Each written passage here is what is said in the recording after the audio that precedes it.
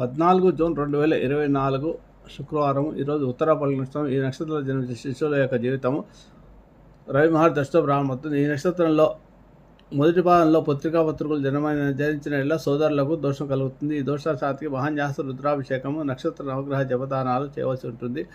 అలాగే ఈ నక్షత్రంలో 2, 3 పాదాల్లో జన్మించిన సామాన్య దోషం కాబట్టి తండ్రి మొట్టమొదటిసారిగా శిశువు యొక్క ముఖాన్ని ఆజ్ఞంలో చూడాల్సి ఉంటుంది. యథాశక్తి దానాలు కూడా చేయాల్సి ఉంటుంది. ఈ రవి నక్షత్రంలో పుట్టిన వారు మంచి అధికార హోదాలో ఉంటారు. మంచి సంస్థకైనా అధికారులుగా ఉంటారు. రాజకీయ నాయకులు అయితే మంచి పదవులలో రాణిస్తారు.